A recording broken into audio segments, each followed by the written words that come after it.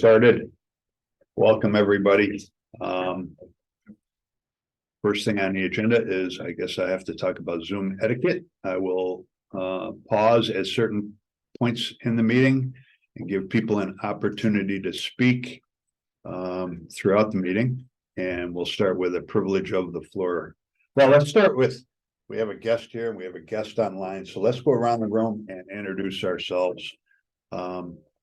For those in attendance. We'll start with you, Kim. Okay. My name is Kimberly Burkhardt. I'll be running the meeting and I'm also the ECB chair. Doug Finch, town manager. Adam Stahl, guest of the meeting today. Adeline Rudolph, town board member. Mike Murphy, town code enforcement officer. John Casey, town board member and chair of the committee. Tom Schwartz, ordinance committee member. Chuck Euler, committee member and planning board. Jerry Fennelly, town board member. Sarah Reynolds, planner. Anybody online that would like to speak at this moment? Okay, we're gonna start with the approval of the meeting minutes from October 2nd. Has everybody seen those? Yep. Yes, I have a small change. Under accessory structures in the RLD on the second page. Let's see, 1, 2, 3, 4, 5th bullet point. It currently reads, Ms. Rudolph commented that the zoning board ignores setbacks. Could you make that say Ms. Rudolph commented that the zoning board can choose to ignore setback? That's it. So with that modification, do I have a motion to approve? So moved. Okay, all in favor? Aye. Any opposed? So moved. For the benefit of our guest, Adam, we will start with committee business, starting with town dispensaries. Our supervisor, and I think it was our last board meeting, asked us to review this. So I put it on the agenda. Adam sent out an email, I think, a couple of weeks ago, asking if he could address this with the committee. And so that being said, we'll start there and hopefully it's a short one. I've been wrong before, particularly with short-term rentals, but so we'll start. Adam, anything you want to say to the committee? Yeah, sure. If you don't mind, I'll just open up with a few remarks. First and foremost, thanks for the invitation today to kind of speak and just make this a candid, healthy conversation. Yes, we are proposing to amend the current law that currently does not allow cannabis on-site retail dispensaries or on-site consumption. Now, that decision was made, I believe, over 2 years ago. And since then, New York State has come a long way in terms of issuing guidance, laws, and regulations around retail dispensaries, consumption, laws governing the use and safety use of cannabis. So I think now would be a good time for reconsideration. Now, some opening comments were, is there any interest in this? How do the townspeople feel? So I want to come prepared today. What we did is open a campaign. It's kind of a thing that you can promote through social media to understand unbiasedly, how do people feel about this? And in 1 week's time, we collected over 1,000 signatures from town of Canandaigua residents supporting the legalization of retail dispensary and on-site consumption. Now, we asked a follow-up question. Were you aware that there were any conditions prohibiting this currently? And for over 50% of people, the answer was, we assumed this would already be legal under the conditions of New York. So one major point I wanted to start with today is that I think there's a lot of confusion from the general public in terms of what's allowed and what's not allowed. Now, if we kind of look at the town of Canandaigua, for example, and why that might be confusing, if you look at our neighbor, the city of Canandaigua, they voted yes, yes. So as these things become publicly accessible and people are empowered to go purchase things legally, I think there's going to be a lot of confusion on why one municipality it's allowed there and one that it's not. And I don't think that's any of our fault, right? I think it's systemic from when we did the voting initially to allow yes or no. Maybe if people weren't involved at that point in time 2 years ago, they're just assuming that everyone's coming for the ride along with New York State and the general legalization of cannabis. So I think that's point one. And it was just astounding for us to see the support, right? To take an open sample of the population and understand who's in favor of this versus who's not. And by the way, when you open something up on social media, with the good comes typically the bad. You'll have the naysayers or people that are drastically against it. We did not have a single remark or comment or negative comment against the legalization. Not a single one. That's unheard of. I mean, I could talk about putting a fence up right somewhere and someone's going to be against it. So I'm not saying that there isn't. I'm just saying out of that sample population that we did, I'd like to socialize those were the results. And it kind of backed our general feeling of the topic. Point two that I'd like to bring up is just awareness that a lot of places local to us are already in support of this. I use an example of Finger Lakes Community College already has 2 programs that students are enrolled in and participating in the growing, processing, and sales of cannabis. So it's a big and upcoming thing, especially for New York being agriculture centric. It's a huge industry. And, you know, a lot of these colleges, I use FLCC as one because it's local and it drives home to us. But if you look across any of the major ones, Cornell, right, they have huge programs. My wife works at the extension in Geneva. They have a huge cannabis program. They're building and breeding for the, you know, the testing and the lab work. So I just think it's really important that as, you know, the state brings this collectively, you know, we're all there to support that equally, right? So residents, you know, students can participate in the economic activity equally. Of course, in accordance with the law. I think that's the biggest part here too. And then my last point, this one really drives home for me as a resident, as a parent, but at the end of the day, whether or not this law is changed or amended, if there's someone that's in the area that's seeking a cannabis product, whether it's an edible or a consumable, they're going to find it and they're going to go buy it. What I'm most fearful for and what I would be remiss to not make the correct decision on is if that person doesn't have a safe place to go to buy that product that's legal, it's been tested, it's safe, they're going to secure it by any means. Today, there's a huge black market for the purchase of these products. In an unregulated black market, it's quite common that, you know, they're like laced products, right? They're cutting it so they can get more product out of whatever they have, completely unregulated, and breeds all of these risks and health concerns for people that are trying to seek it for a good medical need, right?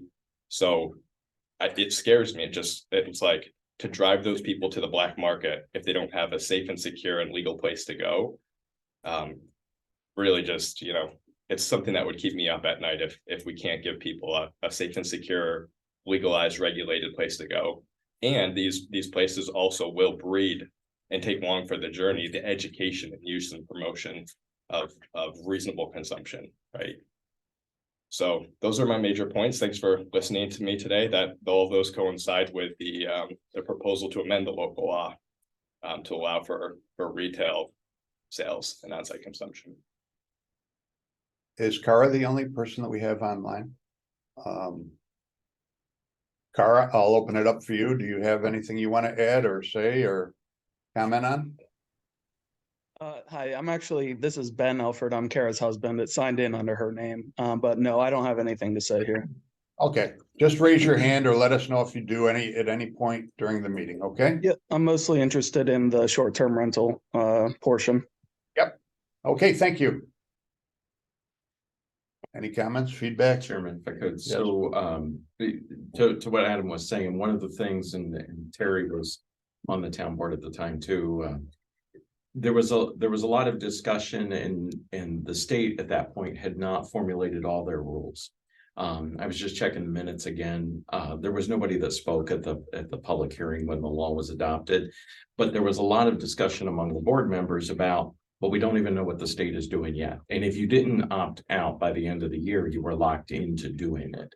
And so what the thought process is, and correct me if I'm wrong, but I think the thought process was generally, we'll go back and revisit it after we know more about what the state is doing.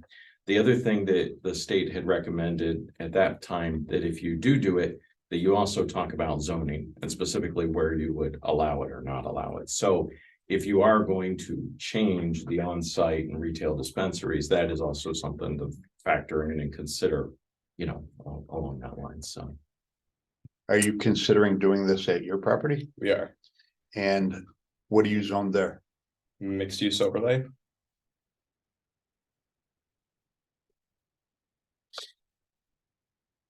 Any other Where is comments? this location? This would be adjacent to Star Cider in Canada, To where? to Star Cidery. Oh. Associated with Star?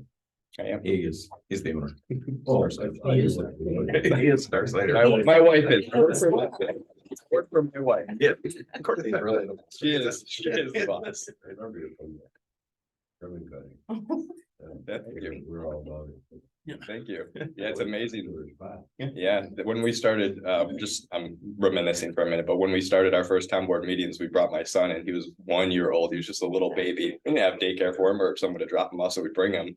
And it gave us first to the floor, it gave us promotion to that. But he's 5 now and it's like, where did the time go? You know, you blink your eyes and, yeah. You ask him for the car keys and those. I know. So currently we prohibit the sale and growing and Well, no. Just retail. It's just retail, because there's 7 categories and the state would only allow us to prohibit 2. Yeah. Which was the on-site consumption and the retail dispensary. okay, so they're the. Those are the 2. prohibit. Yeah. Everything else is allowed. Right. You said that you had 1,000 responses that they were all residents of the town of Canandaigua. Yes. How do you know that? In the entry form, it's anonymous. You're not allowed to seek it because you do a data privacy, but they put their first name, last name, address, phone number, and email, so they can be included on future resolutions for what they supported. And how did you solicit, people to answer the survey? Yeah, we did it through Facebook, through a campaign. It's actually, we did a link to a company. I took it from, who's the brewery that had the big thing with the live music? They did like. Twisted Rail? Yeah, they used this campaign thing that I saw that blew up, so I used the same company, whoever it was. It's really effective. So you did it through Facebook? Yeah. Targeted to a specific audience? So we built, you can pick a perimeter, so we built the perimeter around town of I mean, Canandaigua. it's just odd that I never saw it because I'm a pretty consistent Facebook user. I don't know how their algorithms work. I'm sure it mostly targets our target, you know what I mean, by their algorithm, by target audience, but I'm guessing Chuck and me never got that. Never got one. the Facebook, Yeah. Oh, yeah. Yeah, I mean, I'm not a heavy user of it Oh, I got myself as much as, yeah, we use it for a promotion thing, but yeah, it was just astounding to see. And to your point, is like a lot of our core customer base. Yeah, well, I mean, like, I follow Star Cider online, I follow a lot of wineries online, and I'm just surprised that I would not have ever seen Yeah, that. we coupled it too with, we put something at the bar so people could see it. So I don't know if you've been in recently, but we had like a big getting people generating conversation about it. That too.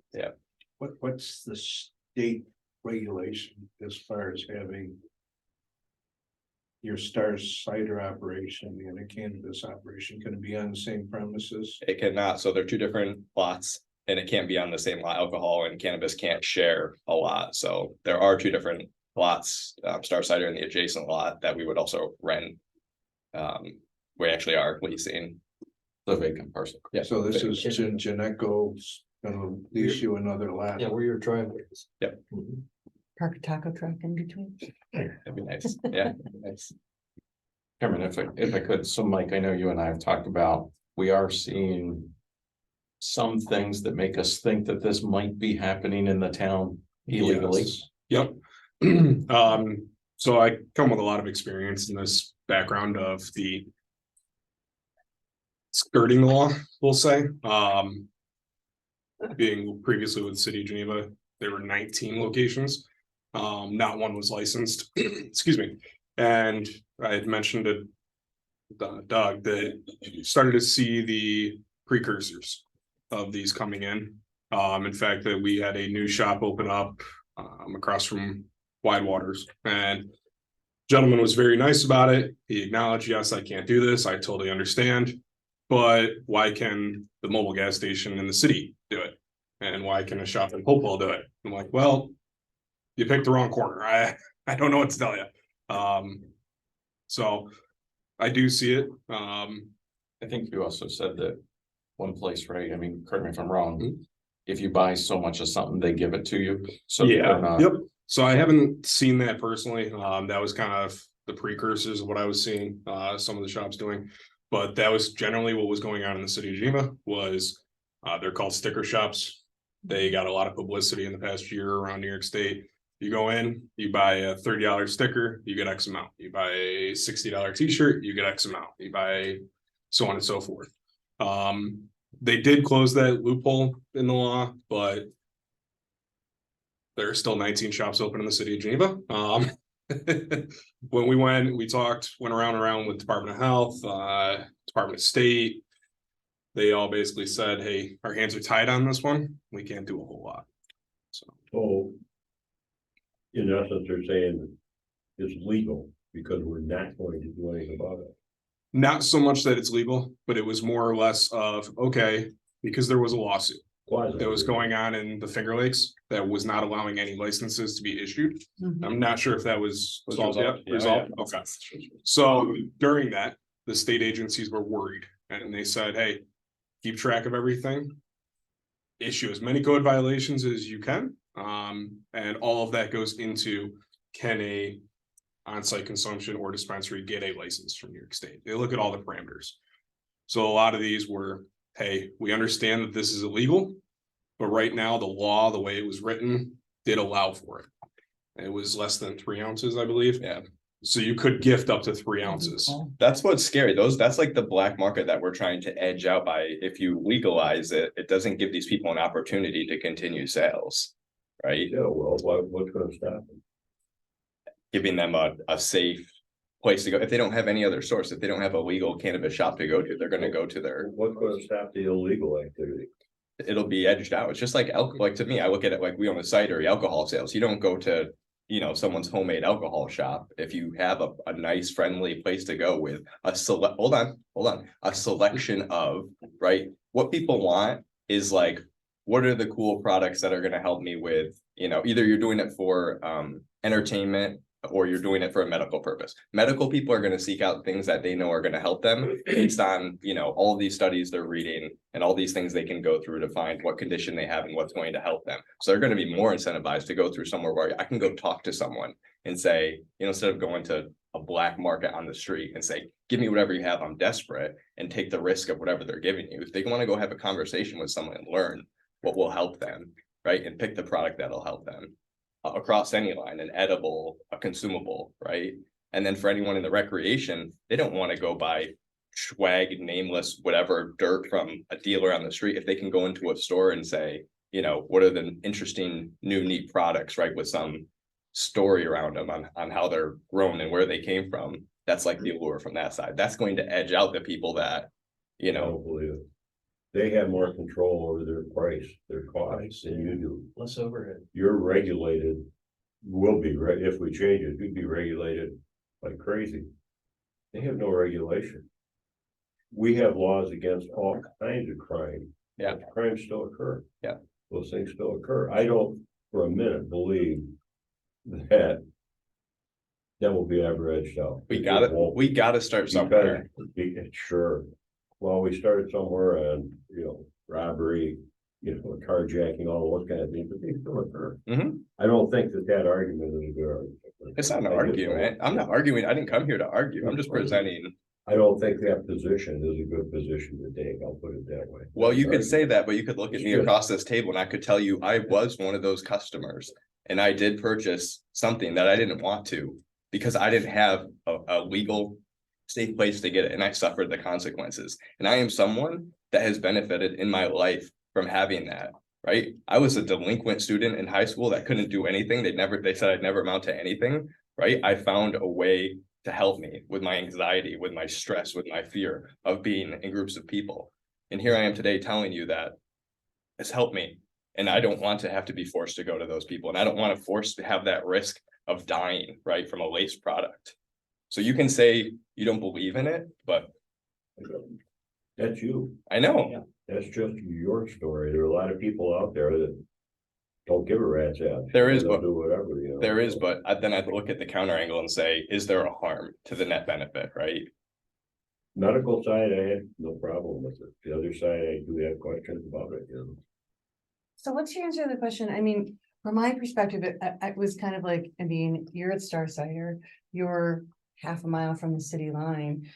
So what's your perspective about, I mean, for me, I felt like the answer to that question was you'll be able to go to the city of Canandaigua. Right there, they're a large population center. If that's something that you're looking for, that's the right environment to have that. Yeah. So what's your answer for that? My answer would be the confusion, right? Because if I'm looking for a source and I'm in the town, right, and someone's offering it, but through an illegal mechanism, how am I to know the difference between someone that has a storefront and they're offering the product? Mhm. And I could go in and seemingly, you know, there's everything and it's retail and it's in a building, but it's still untested, unregulated. I'm gonna be confused as a Consumer, consumer. you feel like it's leaving them in an unsafe place if they're in the town. I do. Okay. And it's not anyone's fault, it's just the confusion, right? And because of, Oh, it's definitely confusing. I mean, New York State regulations are still very confusing on the entire process, but. So Mike, you said there were 19 distribution points in Geneva that were unlicensed. Mhm. Do we know of any distribution points in the town of Canandaigua that are unlicensed? Currently, excuse me, not right now. I have not gone into them to investigate or look into any of that. But we haven't had any complaints about that, or anybody hasn't brought that up to us yet. Friends have brought up various things that are just rumors about, you know, we saw this here, I saw that there. Yeah. I will tell you about, it was before Mike's tenure. About a year ago, maybe you got a call on it, but. On Westlake Road, near the corner of Seneca Point Road, there's a vacant lot on the north side. Opposite Carson's about, and I think I was going to the dump. And there are all these little, you know, tents and card tables set up. And it was what was described to me as a pop-up dispensary, and there had to be 15 or 20 vendors. You could buy brownies, you could buy the buds, you could buy the leaves, you could buy the smoke stuff. Did you stop in and do some Christmas and shopping? It was a Saturday or Sunday, because I think I was going to the dump, and I stopped and they told me where to park, and they were, you know, it looked like somebody was selling a house or something until I got in there. And so there are pop-ups, and I think I called Chris Jensen. We And know asked if they got a permit or what the rule was, and they were gone by the time anybody found out about it. I don't That's know. exactly what happens. It It happens. was about a year ago, I think. Well, 3 or 4 times over the summer, at least that I know of, where that morning for a couple of hours, this thing would just appear. Yeah. At different places in the town of Canandaigua, traditionally in the woods.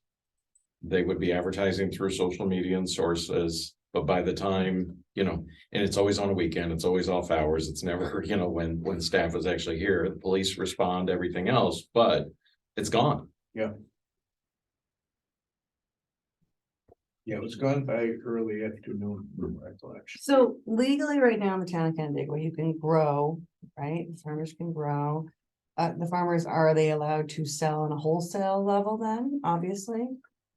Yeah, through their channels, Through right, their as an channels. agriculture operation. And people can grow small amounts, Right. was it 10 plants or something in something there like that. for their They'll own stay, personal use? Yep. What else can people do related to cannabis in the town? I just want to just correct something I think that you just said that I'm not sure is true. You're allowed to grow it individually. And if you grow more than 3 plants or something like 12 that, plants. 12 plants, 12 plants. yeah, you know better than I.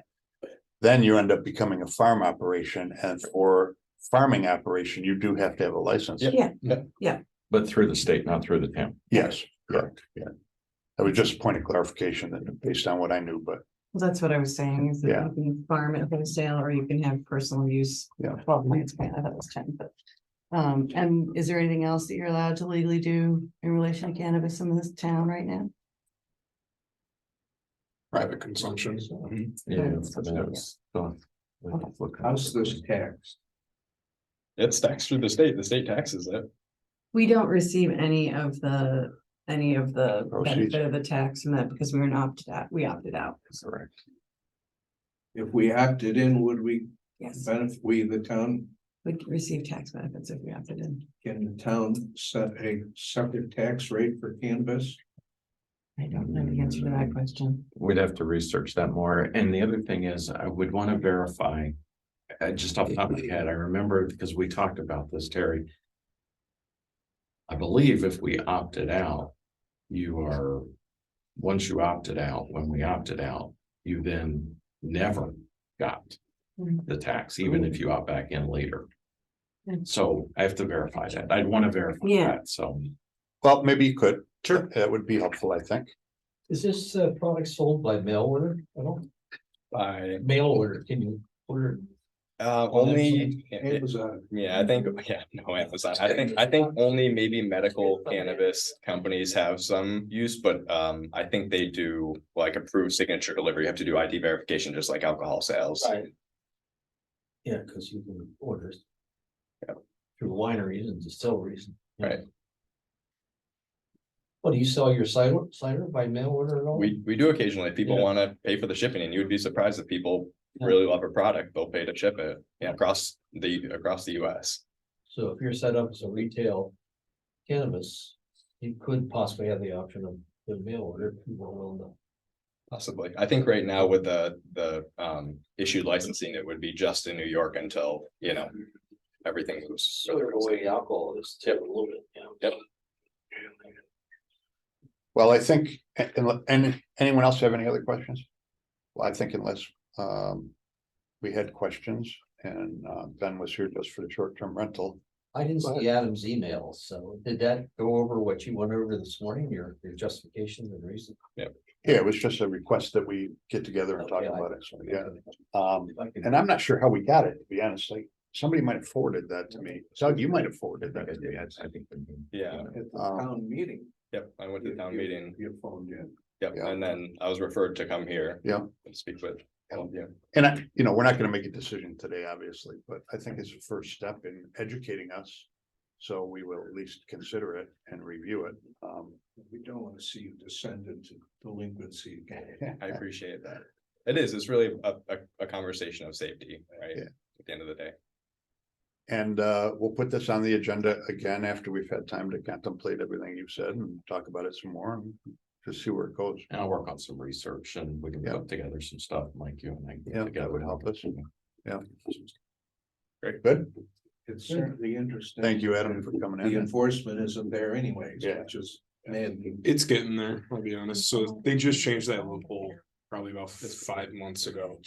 And so it's starting to come out now. I think that's just misspelled. That's weird. No, that's the state thing. Oh, that's weird. That's the first time I saw. They changed, I was just aside, they changed the spelling of marijuana. and I From a don't J know to an why. H. Yeah. If you wanna. Would it be possible for you to send the link to Facebook or Yeah. the results or somehow so that we could see that? Yeah. Definitely. I think that might be helpful. Yep. Just reply to I have your email. Yeah, you just send it to me and I can distribute it to everybody and yeah. Good. Or send it to Doug and then Doug can distribute it to everybody. That's probably the best way. Good. Yeah. Okay, All right. good. Thank you, for everyone. coming in. Thanks. Happy to come back if you wanna Yep. discuss more. Thank you. keep your eye on it. We're delighted with your success at Star Slater.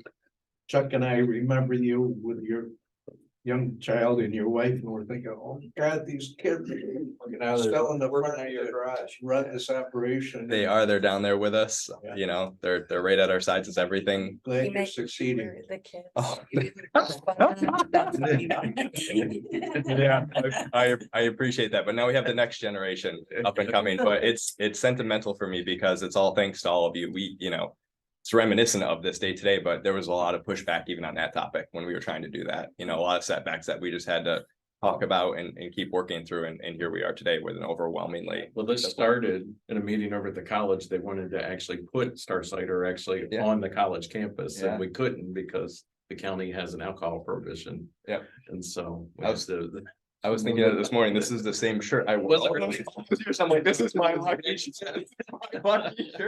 But that day was very discouraging. We kind of got, steamrolled and if it weren't for the people that took us outside of that meeting and said, look, if it's the right thing to do, just keep talking about it and working towards it and things, Around the corner. yeah, and things will work. So thank you very much. I appreciate that. It still seems an odd combination of cider and Mexican food. Yeah, I don't know how that came together, but people seem to enjoy it. I don't know if it's just having the option there and other options around, but yeah, they really seem to enjoy it. Thank you. I really appreciate it. Thank you, Adam. Nice to Thank meet you. you. Just keep your eye on the agendas for next time we talk about it. Okay, And perfect. And when I send you the email, maybe we'll just keep in contact. sure, Okay, thank you, everyone. Yep. Appreciate it. thanks.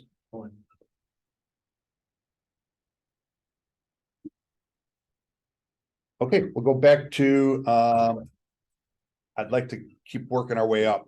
Let's talk about short-term rentals next. I think that's what Ben said he was here for as well, so.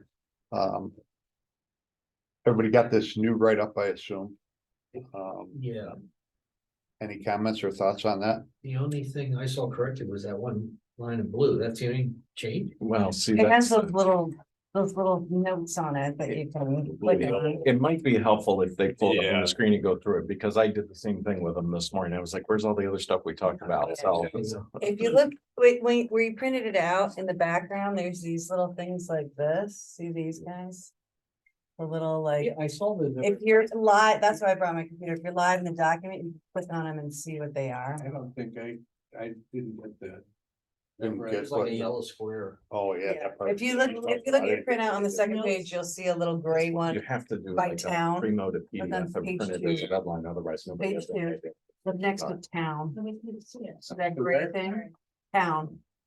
Oh, yours is, what did you say? Mine for- Oh, I see a little, The gray thing, yeah, little. that's, you could click on that live. I'm not smart enough to just do that. It's okay. I So we got it up guess. on the board. All Do right, you wanna, what changed? work through it? What changed? Is there any way you can make that a little larger?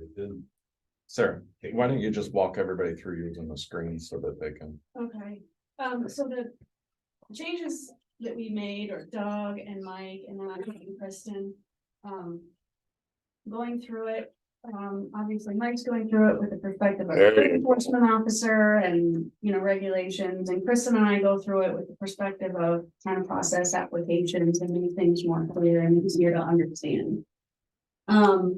So there's a couple. I guess we should just start at the beginning, but there are a couple bigger changes and then some just small that are for clarification. And then, so the first thing that is underneath definitions. So can you, do you want me to scroll down? Yeah. Great. And then, first one I have on my screen is under bedroom is the first suggested change. This is linked to another change. It's one of the bigger ones. And it kind of started with Mike, but then we kind of all talked about it. Do you want to kind of explain it? The whole idea about sleeping area. Yeah. Bedrooms. I was bitching about that from the beginning. That didn't make any Really sense. clean it up Without disallowing what we want to exclude, but just, I don't know, I'll let you start with it because it Yep. comes from code. Yeah, so in the original local law, there was two definitions, sleeping area and bedroom. They're both intermixed on a lot of sections of the law. When you're looking at New York State Uniform and Building Code, it does not actually have a true definition of sleeping area. Sleeping area is a very broad term that is used everywhere. And I know the general consensus was, correct me if I'm wrong, but how do we work with bedroom versus those studio style type apartments?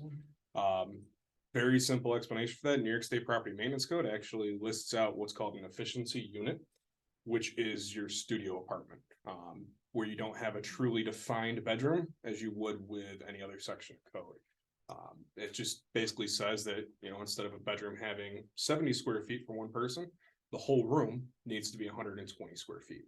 And it just needs to be a little bit larger because now you have to accommodate a kitchen and a bathroom, stuff like that. And so we basically just took out sleeping area entirely, and we're now referencing that section of the property maintenance code, not only for residents and property owners so that they can review it, but also just so that we're including everything, whether it be an efficiency unit, single bedroom, on and on. And so Mike, with the reference here that you've inserted to the property maintenance code, right? We talked about the basically the cottage that's on the water that is one room that has a sofa that can be pulled out into a bed that has a little kitchen that has a bathroom that would fall under this so that they could still get their short-term rental. Yes. Right? So 2 people in that case, right? Depending on square footage. Yeah. Yeah, those are good. Okay. And So then- like, Odanda. I mean, I don't think we need to, everybody comfortable with this one? Absolutely. All right, let's move on. That's what I wanted at the beginning. I didn't mean to cut you short, sir, but. No, I was just gonna add to it, but I don't think I need to. Yeah. Okay, good. Floor plan. Keep going. Floor plan, yes, so we just added the definition of floor plan because it's something we're asking for in the code. When people fill out an application, we require them to submit them as. Except that says sleeping area, so we should. My apologies. Should set the bedroom. And I'm gonna ask this question only because, I'm wondering if it impacts the document later on. My document says under floor plan, a level by level plan of the property. Yours says a level by level sketch of the property. That was a change that I made this morning. Okay, so are there others that are gonna be like that as well that we need to be looking out for, Mike? What's the legal definition or distinction between a sketch and a plan? Well, hang on. I want to answer my question Of first. course. So you modified this morning. Are there other modifications that we gotta be keeping an eye out for as we go through this document? Yes, there is, and it's mainly the smoke detectors and carbon monoxide. All right, so you can point that out when we get to it. Yes, okay? sir. Will do. Okay, Tom, I'm sorry, go ahead. I guess what's the difference between a sketch and a plan? Legally. A plan, when you're looking at code, is drawn by a professional, a design professional. A sketch is drawn by anyone. And that was just a verbiage that I had to change up this morning. Okay, you're comfortable with it? Yep. So if they were to do a sketch, would that mean that they just measured out their rooms and drew it on a piece of paper for you? kind of thing? And all we're asking for is just like you said, it could be on the back of a napkin. That's what I always tell people. So you would come then and confirm that their sketch was, it was basically correct? No, Okay. so we don't do site visits. That's the sign off portion where they take ownership, basically, or responsibility. But we do But they're check. not lying on their sketch. Yeah, and we do check their floor plan and it's down a little bit more versus the maximum occupancy. So their bedrooms have to match what is in the real property system database that the assessment office uses. And And that's our checks. and balances. most, you have square footage of the dwelling. Yep, so You can tell. yeah, the only square footage that we're truly worried about is that bedroom, right? Is it 70? Is it 120? Or if it's an efficiency, is it 120 or 220? That type. We don't ask them to detail what those dimensions are. We do. We do. Yep. Yeah, so just for the sleeping area, which I apologize, I just changed that in mine to bedroom. So that way we have those square footages. Okay. You want a sketch of the property or sketch of the structure? But floor Says the plans. property. Yeah, it says property. Yep. Property, I'm thinking. Building, Good Oh, stuff. yeah, sketch of the building. residence I would even. or building Use the lot. I would Yeah. think you'd want a sketch of the structure. of the structure. The only reason why we were gearing more towards property was because of the off-street parking. Mm. And generally, can they draw out where the off-street parking is? Do we say, correct. That's not in the application requirements, so if it is, then we have to add It it is. there. yeah, they're required to have a certain number of parking Yeah, spaces. they have to have one off-street parking per bedroom. No, a drawing or some isn't in the application requirement. No, but that's why we put it in definition. It says floor plan, but then it says property. So Yeah. There's, If we want them to show us a drawing of their property, it shouldn't be defined under floor plan, it should be an Mm. additional required Okay. drawing. So If this we should want say that. a sketch of the structure, and then we need a second bullet that says. a sketch of the plan. Property, a site. Well, Site plan, Site plan and a floor plan. site plan showing the number of parking spaces, right? in the floor plan detailing the The bedroom structure of the bedroom. And that, size. the off-street parking came up because of that shared sometimes Mhm. frontage where it's not truly defined for us when we're looking at it. Very important. but we probably should take that out of the. Yep. floor plan. And create a separate one that says site plan, right? Mhm. And should that show, parking spaces And and, it should show parking maybe space. the location of any, septic? Just approximate location of septic. I think the septic issue is a separate ordinance, in my opinion, Mhm. which we have an ordinance for, right? Well, when they get to it, there's stuff for us to talk about. Okay. Plus you're parking in the septic system. But as far as floor plan goes, we're gonna call it a sketch and a structure instead of a private. Yeah, and then we gotta do one for site plan, which And that- details parking spaces. Lots of dark side. Okay, keep us going, Sarah. The next one is local contact, it's just defining. Yep. There's a spot in there that asks for contact Yeah, information. we had that. It's just I- clarification. I would suggest Very good. in the description, even though we say local, who is a point of contact. If it's a point of contact that's in New York City or in Virginia, it's not gonna do us any good. I think we should actually say who is a local point of contact. Yeah, that's good. And God knows there's a lot of properties that are being bought. Then they gotta have somebody locally that we can Yeah. contact, Yeah, which could be the rental agency or it could Yes. be whomever. So this means that the staff needs to verify that they're actually local. With us and their address. I Well, guess, there were previous versions of this when we were originally doing this, that the point of contact actually said is somebody that can respond within, 24 hours, that's right. yeah, or something or Yeah. other, and that is physically located within, 60 miles of the property. I mean, there's different variations of that we've seen that. Yeah. If you want that specific, we can put that in there, so. what do we call local is. Right. Shouldn't be a phone to somebody in East Jersey somewhere. But we should probably define it. Yeah. 50 miles, Ontario County, I don't, 100 local to miles, me means whatever you want. local. I can Yeah, find them someone local. they can respond. Yeah. Well, no, but we should probably define it. Like, do we That's mean why- 50 miles, 100 Let us- miles, Ontario County? Let us look at some examples and bring that Yeah, back. This is, Yeah, look at that, and come back to us. That was the reason- Otherwise, we'll sit here and beat that. Right. that was the reason for the permit in the first place. Okay, keep us going. All right, maximum occupancy, it's 2 people per bedroom. Yep. And the number of bedrooms should make sense with the floor plan and with the real property system database, which is the RPS system that the assessor's office uses. So some of this is just a clarification. The next change we have is under the definition of what it is, property or short-term rental property. This was one of Mike's suggestions. Yeah, we reference dwelling unit, state code truly does specify what dwelling unit is, but just for clarity, we spelled it out. Of Yeah. what a dwelling unit cannot be. Yeah. I think that's okay. Everybody comfortable with that? We define short-term rental as less than 30 days somewhere or. It's at the very beginning of the Okay. law. that's Okay, also the next. Yeah, it's on the short term, Mhm, okay. 30 days. The next change is removing sleeping area entirely. Woohoo! So glad about that.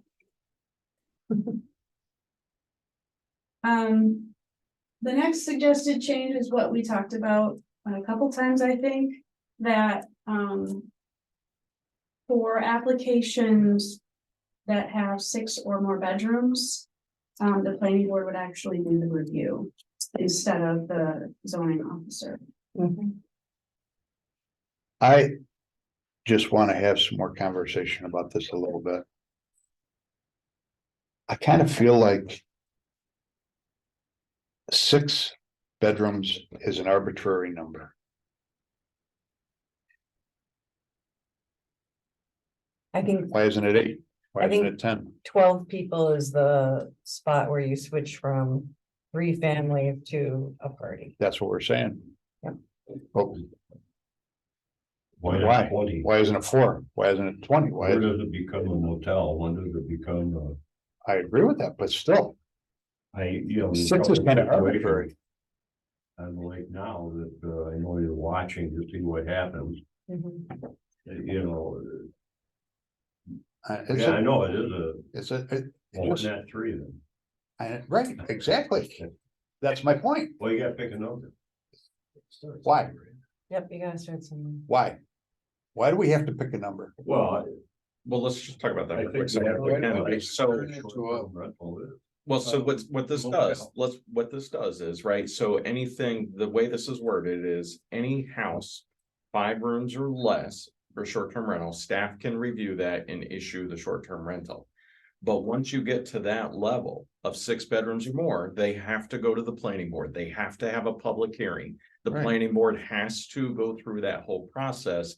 And the public would have a chance to weigh in because you have that many more people. So that's what this does. I understand that, but let's say you had a number that said it was 8 Okay. and they followed every ordinance and they were good neighbors. Mhm. Why? Because they have 8 versus somebody that has 6 have to go through that rigmarole or that bureaucracy. I mean, Right. it just seems to me to be arbitrary, where I think we ought to have other regulations or ordinances that would define whether that residence is being a detriment to the community. Well, I mean, you could go at it so many different ways. I mean, right? So you think about it, the overwhelming majority of the houses in the town of Canandaigua were 4 bedrooms or less, right? Absolutely. Okay, so I think we just use that as a starting point. So if you wanted to change the number to 5, then you would say the overwhelming majority of houses, 4 bedrooms or less, are going to be able to come in and do a short-term rental and just go on with life, right? Yeah. They're going to be limited in the number of vehicles that they can have and the people that they can have, et cetera. Once you get to whether you make this 5 or 6, I don't even think it matters at that point, but you're going to have that many more people. You're going to have that much more traffic. And that's, I think, what your discussion in the past has been, is going through that process so that the neighbors have an opportunity to weigh in, right? And say, okay, this is going to be a detriment, or if you're going to do this, maybe do it this way, right? Because the planning board has a lot more authority to impose regulations and conditions with the special use than what staff can do. All staff can do is just go by whatever's in the law. Okay. And so, you know, whether the number is 5, 6, 8, 10, that's for you guys to decide, but that's that increased number of people coming to that property in the planning board's review and their analysis of that specific situation is going to be Increase the specific, chances right? of something. Fire Yeah, I impact. mean, I, looking at the planning board, and what I'd be looking at parking, I'd be looking at, is the septic system adequate for that many Right. people? Is your trash service, you know, available, and how's that occur, and how frequently do you have pickups? I mean, those are the kind of things that when you get into 6 bedrooms and above, I can certainly see where that should be more regulations. And it gives the neighbors a heads up too, you know, like the neighbors wouldn't really have a heads up necessarily if somebody was just applying for an application. I mean, they might, but not as clearly as they would if it's getting a planning board action on it, so. Well, essentially, it's special use permit, and we go through the advertising. Exactly. The neighbors would get it. So with 6 units, then if it's going to the planning board, all the neighbors get notified that there's a hearing on There's it. an application for that. Well, that helps me understand a little bit more. So what we're saying is that anything through 6. They're just gonna come in at a It time. just goes through the administrative process, where anything greater than 6 is gonna be a little bit more. I mean, it's almost like a verge of a 6 or neighbor more. occupation, really. Well, you're Yeah, gonna I have mean, that many it's more getting- people in that. You're much not more at a stuff. hotel, but you're above and beyond the Right. typical. I think the only thing that I would ask you guys is 6 the right number, right? And that goes back to your original question, right? But I think we can all agree the average house in the town of Canandaigua, I mean, Michelle can verify this for me, but I'm pretty confident in saying this, is 4 bedrooms or less. So that becomes pretty easy to do short-term rentals on those. If you want to change this to 5, then that means anything that's different outside of the normal. I think 6 is high enough. Yeah. Okay, I'm convinced. Thank you.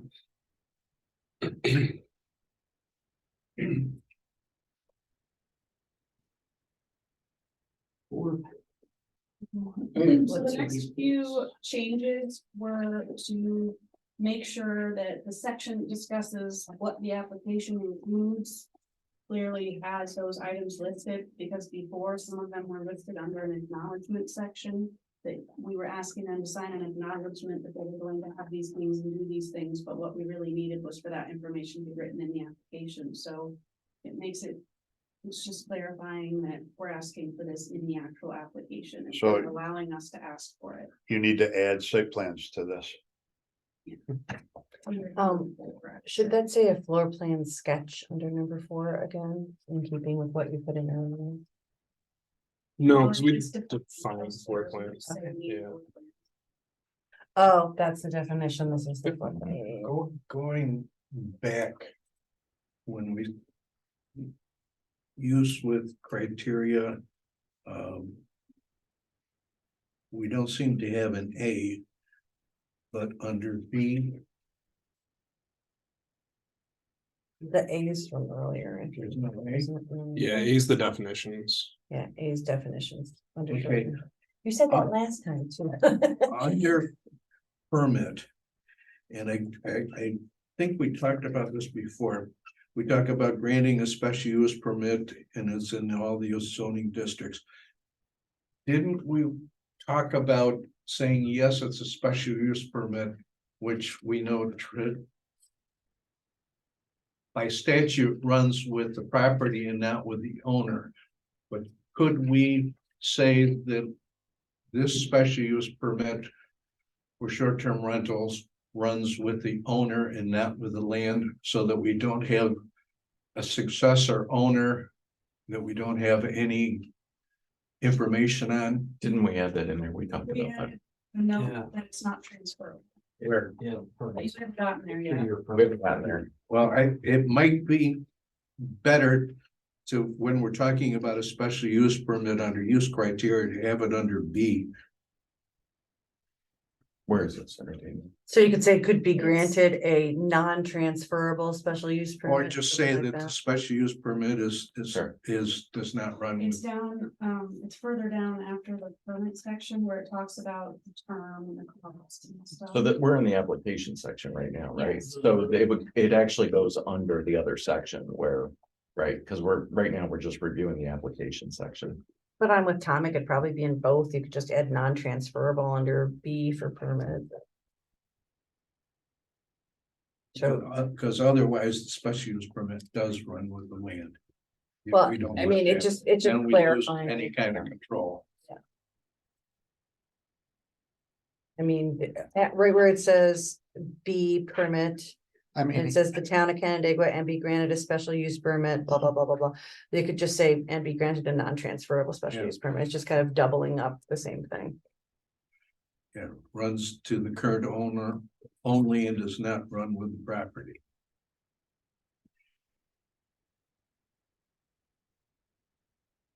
Right, we'll look at that. Let's keep going because Okay. there's quite a few. Mhm.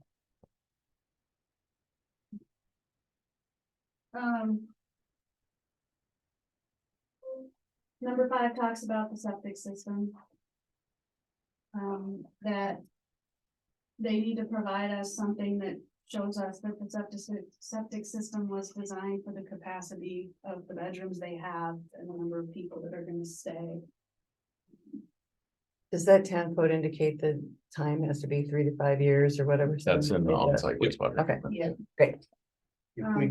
If we could bounce back up to 3 and just insert. Where it says include 24-hour contact, insert local contact would be a suggestion.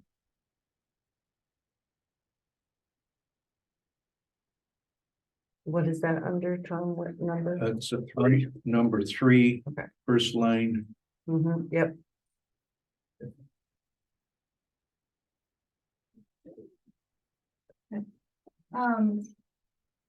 Number 6, there were quotation marks around this section before on evidence of property insurance and certificate of liability insurance. They were quoted, therefore we were trying to require exactly those items, but the town's insurance broker, Chris Hubler, has been reviewing the insurance people are providing for us, and letting us know if it's suitable or not. He's reading the stuff that And he's reading every one of them. he's reading the coverage and the certificates, I think, were to make it easier, but it seems for whatever reason, a lot of people are having a hard time getting those. We've had some people who've just given it It's to us right because their away. insurer doesn't know they've turned it into a business. That's the dilemma. Well, in the insurance, Chris said they do have the coverage appropriate for short-term That's rentals. what you want. Yes. So But- he's saying they have it, but getting the certificate, the exact certificate, it's just taking a lot of time, day that we're waiting. Sometimes it's already in their policy, right, or in the accord form, and so they're providing that, but they can't get the certificate from the insurance company without a lot of extra hoops to jump through, so that's why he's So the redoing it. suggestion was if we remove the quotes, then Kristen and I can take the information they're giving us, which is usually a copy of their policy, which is pretty much what everybody's giving us. And he just glances at it and says, yes, they have it. It has to be rated as a short-term rental, and he's able to find it. I mean, we're starting to get used to what it looks like too, but I just was uncomfortable that he was saying, yes, this is fine, but our law said specifically you have to provide this specific type of certificate. And if we're not going to require that, I wanted to remove the quotes. Just keep, and again, it's been a long time, but. Insuring your house on a homeowner's policy does not contemplate that it's being rented. No, but the law requires that it be rated as a short-term rental in the insurance. Yeah, it should be, Yeah, we're not but removing if that they're requirement. giving you a certificate of a homeowner's policy, it does not cover business use. And it's be grounds for denying both the property coverage and the liability coverage. I don't know how we cover our behinds In on here, it this. says it has to be rated as a short-term rental. Yeah. You want that, We're not removing that. but you're not, you tell me you're having trouble getting it on the certificates. The certificate itself, So getting this. not the coverage. It's in the policy, but getting another. So. I'm Yeah, gonna- I'm not criticizing, I'm just concerned that people are unaware that they need special Nobody has insurance. been given a permit that doesn't have their property insured and rated as a short-term rental. That's wonderful. We've Well, seen that phrase on, we're not giving it out unless. Okay. Yes, they found it. He even circles it and sends it back to us and says, I found it. Okay, So I but just, I understand your dilemma and their dilemma. it was just causing so many delays to actually get them to give us that specific certificate. And I said, well, if they don't need it, if we just need to know they have the coverage, then I'd rather make it that the law isn't requiring that, because if we were issuing it and they didn't have a certificate, my department was doing it against how it was written in the law, and I didn't like that. The critical dilemma is that should something go wrong and they don't have the right insurance, they're really out of luck. And then they sue the town. I think we're covered on that. Yeah. So, okay. Let's keep going.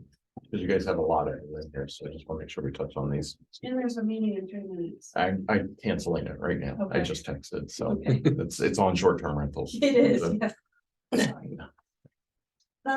Okay, Looks like a white thing. so this next section And you have is your an contact acknowledgement info. section. There's a specific spot in the permit application on cloud permit where they have to sign after this section.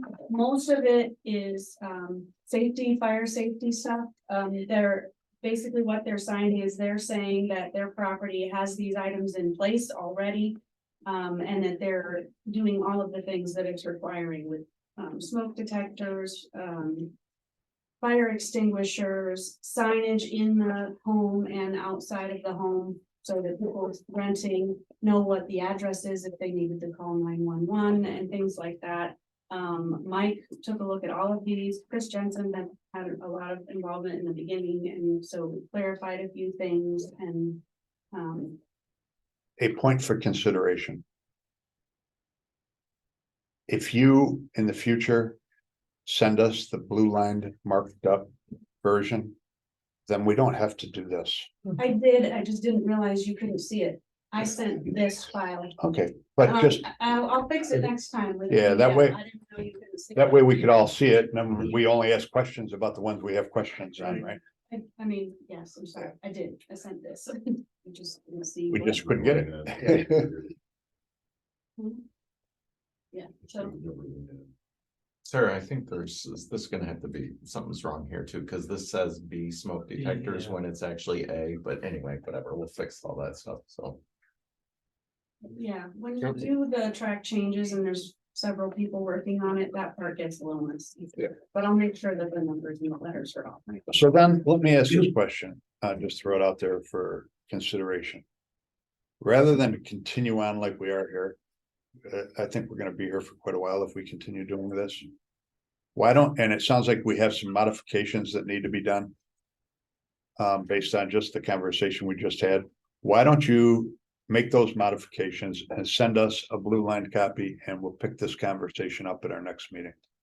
Rather than to continue to go through this like this. I agree with you. I think there's just a couple of points that we should touch on just That's for, Yep, Mhm. fine. to make So sure we get some direction. pick those points that you want to talk about. And let's go over Well, I those. just scrolled down here to one of them because I know it was a conversation we had internally about the parking places.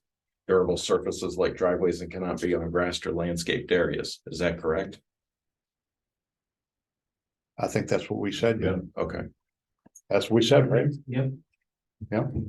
Sarah, what other ones are Mike in here that we need to? Real quick though, on the grass to landscape areas, Kim, do you have any thought on that with the ECB? The only thing when I want them to have off-street parking for sure. My biggest concern is I don't want to encourage more impermeable surfaces, particularly next to the lake, so I'm just wondering if that's as actually something we should talk about, so. I think that would be covered by normal lot coverage and that sort of, Okay. they would have to work through. If they wanted more parking for some reason, they'd have to go through the planning department and get approval for that. Okay. Or Mike, are there other ones? Because I know we spent considerable time going through. Everything else on my end from here forward is just the little things we talked about at the original ordinance committee 2 months ago. And just better, better outlining. but- Here's that section on transfer. They cannot be transferred, blah, blah, blah. Yep, that's good. See it, Tom? G? Or is it G? Yeah, we just left it simple. That was the last big change, the transferability. Yeah. Were there any other things that any of the other committee members wanted to talk about specifically? I brought up to you and I sent you the note, the webinar I attended had indicated it's nice to have a purpose for the law with short-term rentals, like that what we're trying to achieve here, if it is, maintaining a character of a neighborhood or raising funds to pay for the inspectors inspecting the properties, whatever it is. It was if they were indicating it's a good starting point, so you can craft the law based on whatever your purpose is. But I think, I think that might actually make sense to have there be a purpose for the short-term rental law so that when we make decisions, we're saying, okay, are we doing this to pay for their time to enforce these regulations? Are we doing this to ensure the character of the community, whatever that purpose might be? But I thought that was a good point that was brought up in that webinar. Well, I think to the point about the value, I think what we talked about as a committee was keeping that fee low and see where it ended up. So if it covered our cost, great, we'd leave it where it was. If it didn't cover our costs, we'd review that again in the future, I think we said, right? Yep. So from that perspective, I think we're covered. At least we all have that same mindset. I think for the other things, I think as far as the goal, and maybe this is because I came from the zoning board of appeals, but it seems to me that we would check those 5 boxes that we check as a zoning board that says, is it a detriment to the community? Is it, good for the whole community versus the applicant? Just by virtue of what we do here in the ordinance committee. I watched some of that video and, it seemed to me like it was more for a community that maybe was starting out. And I think we're kind of beyond what that, Progressing. It's not progressing. yeah, we've progressed beyond where that video was, I Yeah. think. So that would be my only feedback and comment about that. I thought it was kind of very elementary. It was beginning, so. Yeah, and but I don't know, anybody else have any feedback, comments or I thoughts? mean, you're talking about like a preamble purpose And Preamble, that's very. We the people. Yeah. in order to form a perfect- Wow. But it's, I think that general things would be, we're certainly trying to protect the occupancy or the occupants who are Mhm. using the property as well as protect the neighborhood. I mean, that's really what we're doing. That's Yeah. what we're doing. But whether we have to say that or not. Yeah, it's essentially what we're all doing here. Trying to be good neighbors, right? Well, that's the thing, really, to me, the purpose is,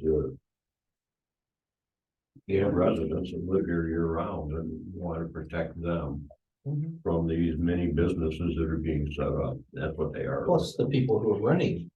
They Yeah, come in, well, yeah, that's inherent in it. So that's it's a. But we want to, for the residents that are here, we want to make sure that they are not adversely affected. The neighborhood is not. Mhm. affected. Protect the character of the name. I'm sure this, what is it, tranquility isn't dead in the freedom. Right, the preamble. Quiet enjoyment. Now we have to call it a Read the preamble if we put it in. Chuck Euler's preamble. Give me that. I don't know, I feel kind of ambivalent to that. I don't know if we need to. I just wanted to throw it out there. Let's put one together. We can. When you make really significant changes, it's helpful for letting people know that, the reason we did this was not, to create chaos and have you buy extra napkins to write your floor plan on. It was to, protect the character of the neighborhood and for, and then if someone has a problem with it to, they can resort back to that purpose. I don't know, I think, I'm not one for much for patting ourselves on the back, but I think that we came up with a ordinance that was neighborly to everybody.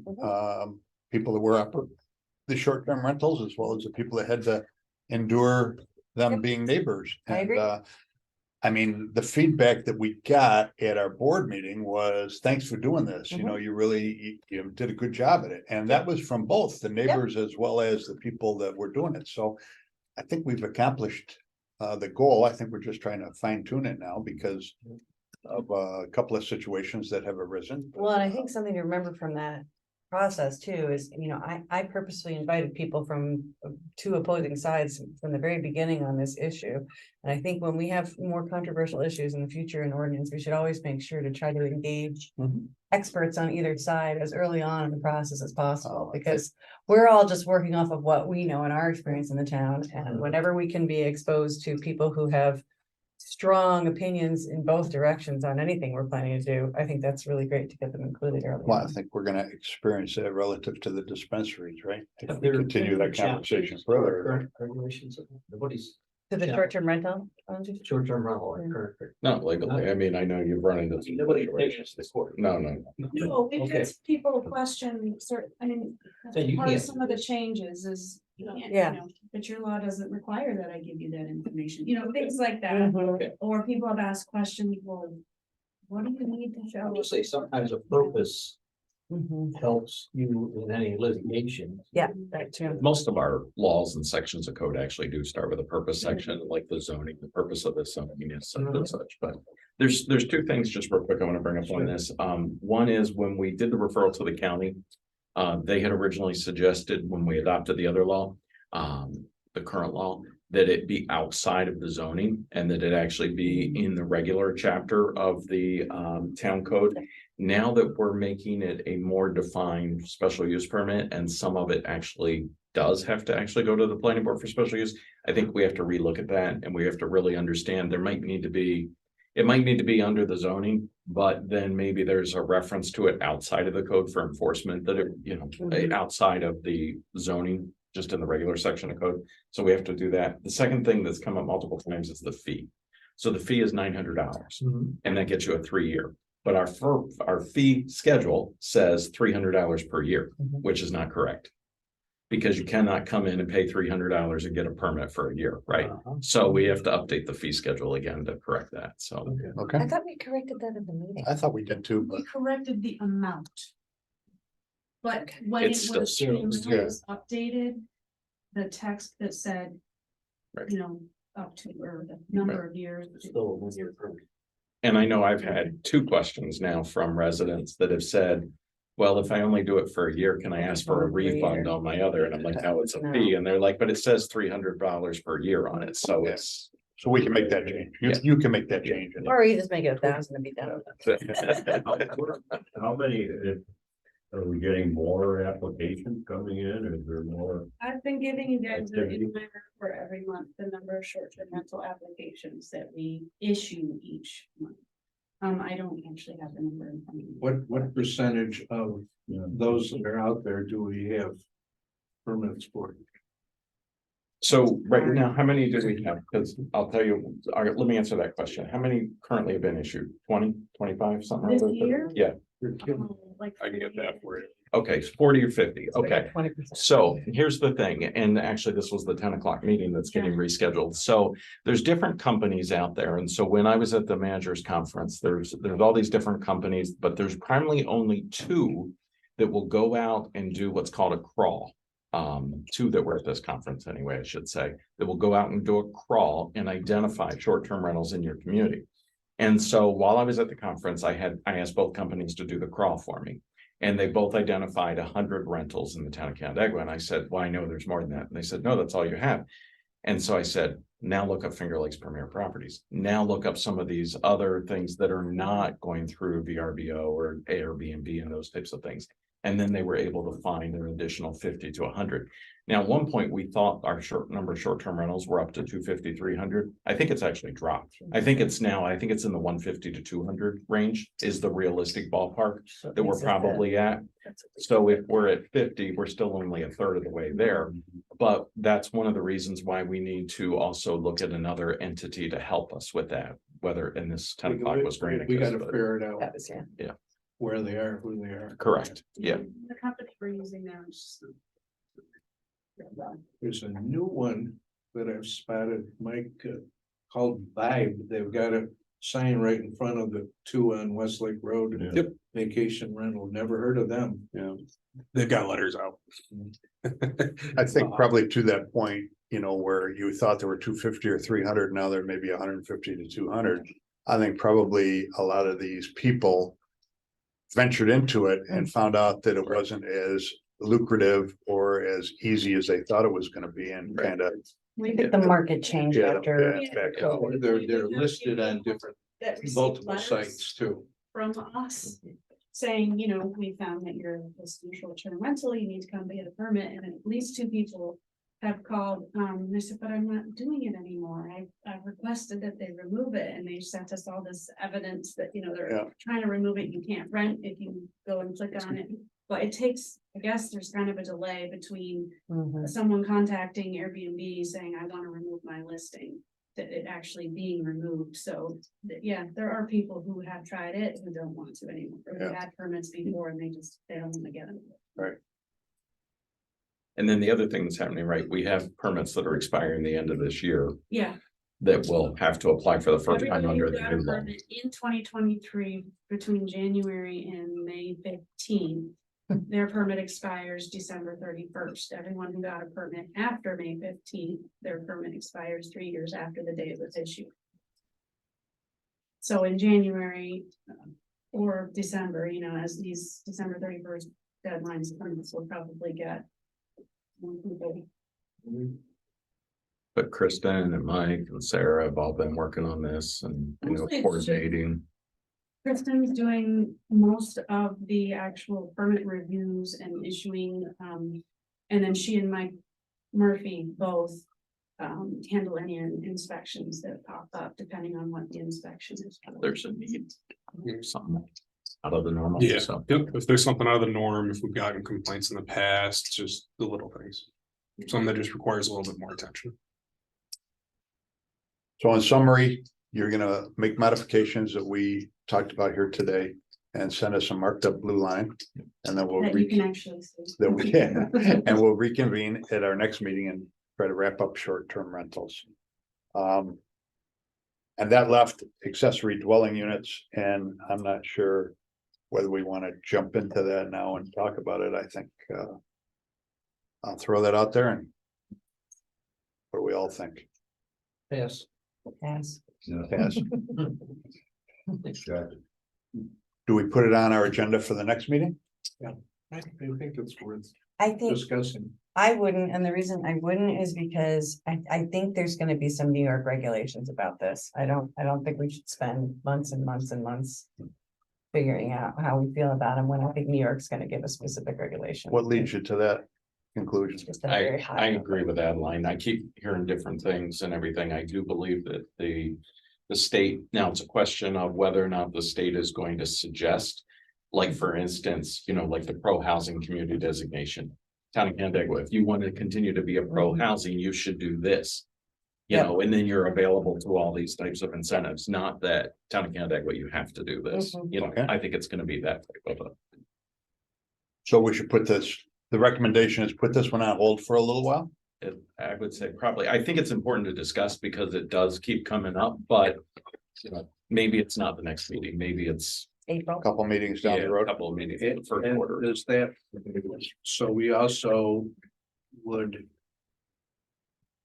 delay or not discuss the minimum dwelling sizes? Are they related or? They are kind of related, but Because We could get I through do, short-term rentals. And put it to bed at our next meeting. Yeah. yes, I think that's our key. but Our key. We're so And so close. that Terry can actually hear the conclusion. If we can get through short-term rentals at the next meeting, That's enough. then this is it.